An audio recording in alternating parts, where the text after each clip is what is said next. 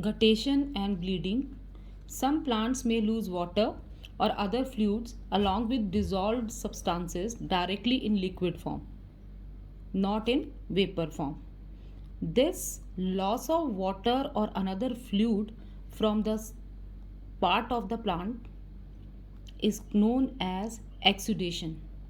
Exude, exude means ooze out or to sweat out, and the fluid given out it is called as exudate.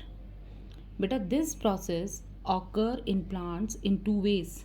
The first is guttation, done earlier also, and bleeding. Guttation.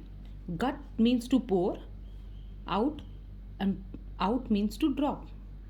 So guttation, it is a process in which plant lose water in the form of droplets from the margins of the leaf.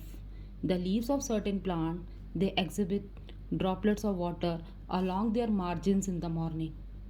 This happen particularly mainly in the plants growing in warm and humid condition.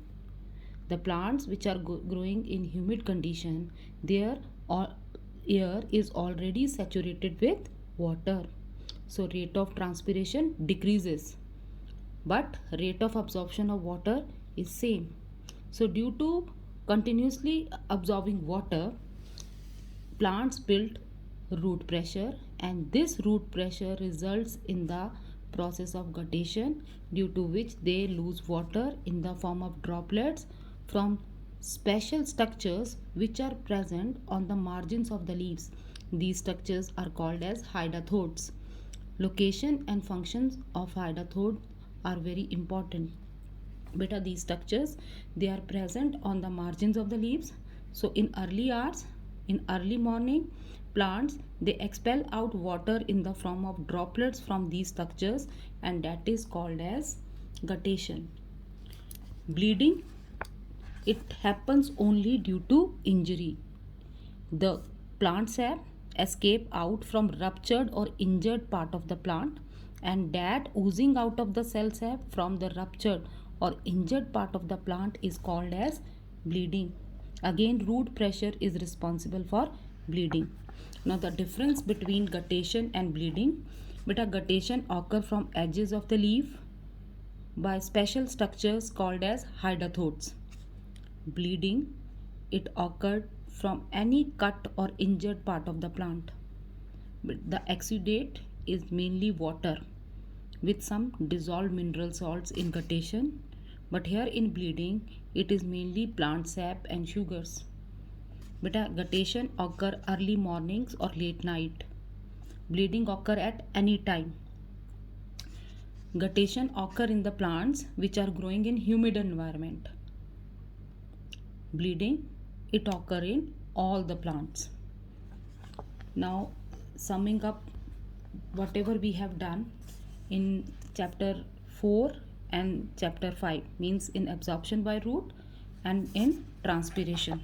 So this is the diagram which is summary of two chapters, chapter 4 and 5. Just see here, this is root hair. Root hair, they absorb water from soil.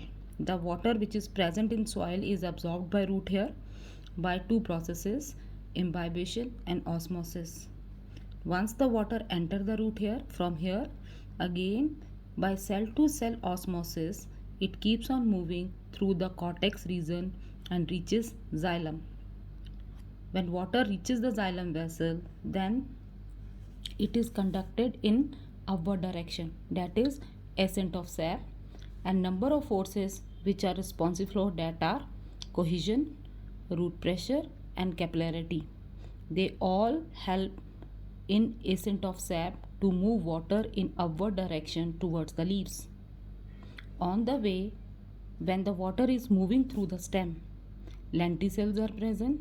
Some part of the water is expelled out from these pores, and that is lenticular transpiration. Now the water which reaches leaf, it moves from cell to cell again by imbibition and osmosis till intercellular space.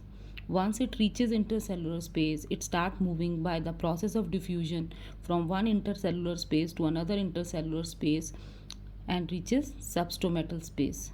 From here also, water is expelled out by the process of diffusion only through stomata, and that is stomatal transpiration.